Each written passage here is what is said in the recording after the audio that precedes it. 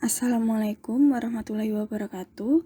Kami dari kelompok 7 akan mempresentasikan mengenai apa itu Total Quality Management yang beranggotakan Fauzia Anissa Gita NPM 62, Dwi Ardianto NPM 79, Laila Nurul Fajri NPM 84, Tiara Gita Diana NPM 90, Nida Ahmad Mufado NPM 91, dan Nova Resmita NPM 92. Jadi, Total Quality Management atau biasanya disingkat dengan TQM merupakan suatu sistem manajemen kualitas yang berfokus pada pelanggan dengan melibatkan semua level karyawan dalam melakukan peningkatan atau perbaikan yang berkesinambungan atau secara terus-menerus. Dan TQM ini menggunakan strategi, data, serta komunikasi yang efektif untuk mengintegrasikan kedisiplinan kualitas ke dalam budaya dan kegiatan-kegiatan perusahaan di dalam TQM. Semua anggota organisasi atau karyawan di perusahaan harus berpartisipasi aktif dalam melakukan peningkatan proses produk, layanan, serta budaya di mana mereka bekerja, sehingga dapat menghasilkan kualitas yang terbaik dalam setiap produk dan layanan, dan pada akhirnya akan mencapai tujuan kepuasan pelanggan. Yang selanjutnya yaitu tujuan. Dari tujuan Total Quality Management ada dua. Yang pertama yaitu untuk meningkatkan kualitas, dan yang kedua yaitu untuk mengidentifikasi ukuran kualitas terbaik sesuai harapan pelanggan dalam hal layanan, produk, dan pengalaman pelanggan. Hal ini tentu juga akan meningkatkan competitive advantage perusahaan di mata pelanggan dibandingkan dengan para kompetitor. Kemudian, untuk manfaat, menurut Hessel, manfaat penerapan Total Quality Management atau TQM bagi perusahaan atau organisasi adalah sebagai berikut, yaitu ada 4 manfaat. Yang pertama yaitu menghindari kegagalan dalam produksi. Penyimpangan yang dapat dihindari pada proses produksi mengakibatkan produk yang dihasilkan sesuai dengan standar, menjadikan pengerjaan ulang, mengurangi waktu kerja, mengurangi kerja mesin, dan menghemat penggunaan material. Yang kedua yaitu membentuk sikap pekerja yang baik. Sikap pekerja yang baik akan menimbulkan partisipasi dan komitmen pekerja pada kualitas, rasa bangga bekerja sehingga akan bekerja secara optimal, perasaan tanggung jawab untuk meningkatkan kinerja organisasi. Yang ketiga yaitu hubungan yang positif dengan pelanggan. Hubungan jangka panjang dengan pelanggan akan berpengaruh positif bagi kinerja organisasi. Antara lain dapat merespon kebutuhan pelanggan dengan lebih cepat, serta mengantisipasi perubahan kebutuhan dan keinginan pelanggan. Yang terakhir yaitu proses desain produk lebih efektif. Proses desain produk menjadi lebih efektif yang akan berpengaruh pada kinerja kualitas, yaitu kendalan produk features, dan service ability.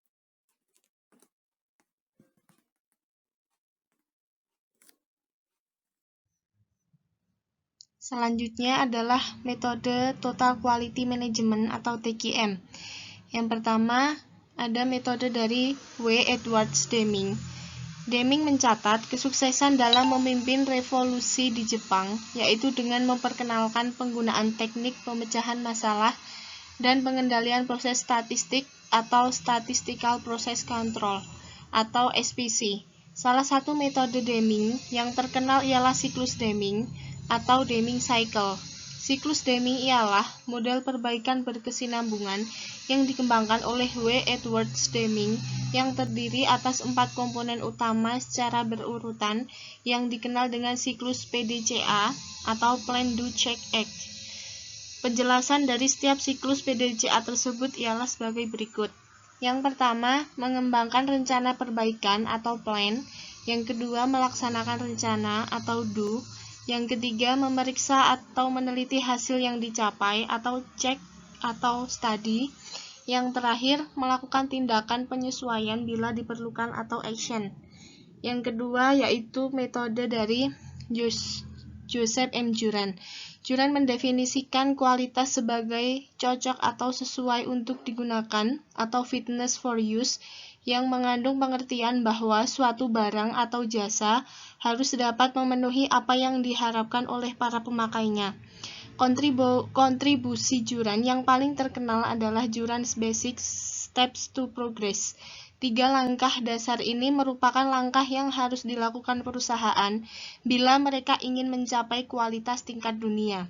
Juran juga yakin bahwa ada titik diminishing return dalam hubungan antara kualitas dan daya saing. Ketiga langkah tersebut terdiri atas berikut ini, yaitu yang pertama mencapai perbaikan terstruktur atas dasar kesinambungan yang dikombinasikan dengan dediksi dan keadaan yang mendesak.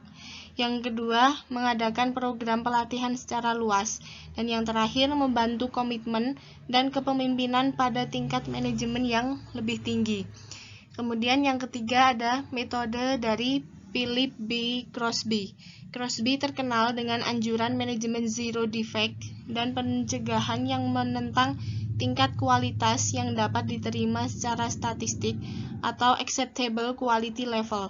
Pandangan-pandangan Crosby dirangkumnya dalam ringkasan yang ia sebut sebagai dalil-dalil manajemen kualitas, yaitu yang pertama ada definisi kualitas adalah sama dengan persyaratan. Yang kedua, sistem kualitas adalah pencegahan. Yang ketiga, kerusakan nol atau zero effect merupakan standar kinerja yang harus digunakan. Dan yang terakhir, ukuran kualitas adalah price of non-conformance. Kemudian yang selanjutnya adalah kelebihan total quality management atau TQM. Jadi, TQM akan bekerja dengan sangat baik apabila yang pertama, penggunaan waktu yang dibutuhkan untuk mengubah perilaku organisasi diketahui. Yang kedua, proses diterapkan untuk alasan yang benar. Misalnya, selalu mencoba memperbaiki apa yang kita kerjakan. Yang ketiga, pertimbangan tentang siapa saja yang termasuk pelanggan organisasi. Yang keempat, pemimpin mengenal dan menaikkan nilai-nilainya. Selanjutnya yaitu kelemahan total quality management. Total quality management tidak dapat bekerja apabila satu, organisasi belum siap menerima tanggung jawab jangka panjang. Yang kedua, manajemen puncak tidak dipersiapkan untuk pemimpin atau staf tidak dilatih. 3. Penekanan terutama ditunjukkan pada pengurangan biaya daripada kepuasan pelanggan dan perbaikan proses. Yang keempat, seluruh organisasi tidak dikerahkan atau pemikiran sistem tidak ada. Yang terakhir, suara pelanggan tidak didengarkan. Prinsip-prinsip total quality management. 1. Kepuasan pelanggan. Kebutuhan pelanggan diusahakan untuk dipuaskan dalam segala aspek, termasuk di dalamnya harga, keamanan, dan ketepatan waktu. Oleh karena itu, segala aktivitas perusahaan harus dikoordinasikan untuk memuaskan para pelanggan. Kualitas yang dihasilkan suatu perusahaan sama dengan nilai yang diberikan dalam rangka meningkatkan kualitas hidup para pelanggan. Semakin tinggi nilai yang diberikan, maka semakin besar pula kepuasan pelanggan. Yang kedua, respek terhadap setiap orang. Setiap orang dalam organisasi diperlukan dengan baik dan diberi kesempatan untuk terlibat dan berpartisipasi dalam tim pengambil keputusan. 3. Manajemen berdasarkan fakta. Setiap keputusan selalu didasarkan pada data, bukan sekedar pada perasaan. Ada dua konsep pokok berkaitan dengan hal ini. Yang pertama yaitu prioritas. Yakini suatu proses bahwa perbaikan tidak dapat dilakukan pada semua aspek pada saat yang bersamaan, mengingat keterbatasan sumber daya yang ada. Yang kedua, variasi atau variabilitas kinerja manusia. Data statistik dapat memberikan gambaran mengenai variabilitas yang merupakan bagian yang wajar dari setiap sistem organisasi. Dengan demikian, organisasi dapat memprediksi hasil dari setiap keputusan dan tindakan yang dilakukan. Yang terakhir, perbaikan berkesinambungan. Melakukan proses secara sistematik dalam melaksanakan perbaikan berkesinambungan, proses siklus PDCA atau Plan Do Check Art yang terdiri dari langkah-langkah perencanaan, pelaksanaan rencana, pemeriksaan hasil pelaksanaan rencana, dan tindakan korektif terhadap hasil yang diperoleh. Yang selanjutnya adalah elemen pokok TQM. Yang pertama, fokus pada pelanggan. Pelanggan merupakan pihak yang menentukan apakah kualitas produk maupun jasa yang dihasilkan perusahaan tersebut memenuhi kebutuhan atau tingkatan kualitas yang diinginkannya. Apapun yang dilakukan oleh sebuah organisasi atau perusahaan seperti pelatihan karyawan, perbaikan proses, penggunaan mesin canggih maupun adopsi teknologi terbaru yang pada akhirnya pelangganlah yang menentukan apakah upaya-upaya yang dilakukan tersebut bermanfaat atau tidak. Yang kedua, keterlibatan karyawan secara keseluruhan. Karyawan merupakan sumber daya perusahaan yang penting dalam mencapai tujuan yang direncanakannya. Oleh karena itu, keterlibatan karyawan secara keseluruhan dapat mendukung perusahaan dalam melakukan peningkatan proses dan kualitas yang berkesinambungan yang kemudian menghasilkan produk dan layanan yang terbaik untuk pelanggannya. Yang ketiga, pemusatan perhatian pada proses. Perhatian pada peningkatan proses merupakan pondasi dasar dalam sistem manajemen TQM. Proses merupakan serangkaian langkah-langkah yang dimulai dari penerimaan input dari supplier dan mentransformasinya menjadi output yang akan dikirimkan ke pelanggan. Yang keempat, sistem yang terintegrasi. Sistem yang terintegrasi dengan baik diperlukan agar visi misi, strategi, kebijakan, tujuan, dan sasaran perusahaan dapat dikomunikasikan dengan baik dan jelas kepada semua karyawan. Yang kelima, pendekatan strategi dan sistematik. Salah satu bagian yang penting dalam manajemen kualitas adalah pendekatan strategi dan sistematik dalam mencapai visi, misi, dan tujuan perusahaan. Yang keenam, peningkatan yang berkesinambungan. Peningkatan yang berkesinambungan mendorong perusahaan untuk melakukan analisis dan menciptakan cara-cara yang lebih bersaing dan efektif dalam mencapai tujuan perusahaan dan memenuhi harapan semua pihak yang berkepentingan. Yang ketujuh, keputusan berdasarkan fakta. Untuk mengetahui sejauh mana kinerja suatu perusahaan, diperlukan data untuk mengukurnya. Yang kedelapan, komunikasi. Dalam operasional sehari-hari, perusahaan pasti akan mengalami perubahan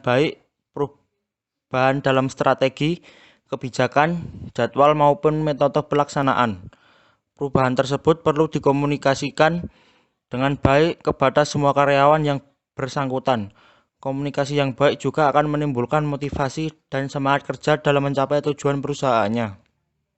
Yang selanjutnya adalah faktor-faktor yang dapat menyebabkan kegagalan total quality management. Pertama, delegasi dan kepemimpinan yang tidak baik dari manajemen senior. Inisiatif upaya perbaikan kualitas secara berkesinambungan sepatutnya dimulai dari pihak manajemen di mana mereka harus terlibat secara langsung dalam pelaksanaannya. Bila tanggung jawab itu didelegasikan kepada pihak lain, maka peluang terjadinya kegagalan sangat besar. Yang kedua, tim mania. Untuk menunjang dan menumbuhkan kerjasama dalam tim, paling tidak ada dua hal yang perlu diperhatikan. Pertama, baik penyelia maupun karyawan harus memiliki pemahaman yang baik terhadap perannya masing-masing. Kedua, organisasi harus melakukan perubahan budaya supaya kerjasama tim tersebut dapat berhasil. Yang ketiga, proses penyebarluasan. Ada organisasi yang mengembangkan inisiatif kualitas tanpa secara berbarengan mengembangkan rencana untuk menyatukan ke dalam seluruh elemen-elemen organisasi. Seharusnya, pengembangan inisiatif tersebut melibatkan para manajer, serikat pekerja, pemasok, dan bidang produksi lainnya, karena usaha itu meliputi pemikiran mengenai struktur, penghargaan, pengembangan keterampilan, pendidikan, dan kesadaran. Yang keempat, menggunakan pendekatan yang terbatas dan dogmatis. Ada pula organisasi yang hanya menggunakan pendekatan Deming, pendekatan Juran, atau pendekatan Crosby, dan hanya menerapkan prinsip-prinsip yang ditentukan di situ. Padahal tidak ada satupun pendekatan yang disarankan oleh ketiga pakar tersebut maupun pakar-pakar kualitas lainnya yang merupakan satu pendekatan yang cocok untuk segala situasi. Yang kelima, harapan yang terlalu berlebihan dan tidak realistis. Bila hanya mengirimkan karyawan untuk mengikuti suatu pelatihan selama beberapa hari, bukan berarti telah membentuk waktu untuk mendidik, mengilhami, dan membuat karyawan sadar akan pentingnya kualitas. Selain itu, dibutuhkan waktu yang sangat lama pula untuk mengimplementasikan perubahan-perubahan proses baru. Bahkan seringkali perubahan proses baru tersebut memakan waktu yang sangat lama untuk sampai terasa pengaruhnya terhadap peningkatan kualitas dan daya saing perusahaan. Yang keenam, improvement yang bersifat prematur. Banyak perusahaan yang kurang memahami makna dari pemberian improvement kepada karyawan. Mereka mengira bahwa bila karyawan telah dilatih dan diberi wewenang dalam mengambil suatu tindakan, maka para karyawan tersebut akan dapat menjadi self-direct dan memberikan hasil-hasil positif. Dan yang terakhir adalah persyaratan implementasi Total Quality Management. Agar implementasi program Total Quality Management berjalan sesuai dengan yang diharapkan, diperlukan persyaratan sebagai berikut. Yang pertama, komitmen yang tinggi atau dukungan penuh dari manajemen puncak. Yang kedua, mengalokasikan waktu secara penuh untuk program Total Quality Management. Yang ketiga, menyiapkan dana dan mempersiapkan sumber daya manusia yang berkualitas. Yang keempat, memilih koordinator atau fasilitator program Total Quality Management. Yang kelima, melakukan benchmarking pada perusahaan lain yang menerapkan Total Quality Management. Yang keenam, merumuskan nilai atau value, visi atau vision, dan misi atau mission. Yang ketujuh, mempersiapkan mental untuk menghadapi berbagai bentuk hambatan. Sekian presentasi dari kelompok 7. Bila ada kekurangan kami mohon maaf. Semoga bermanfaat. Wassalamualaikum warahmatullahi wabarakatuh.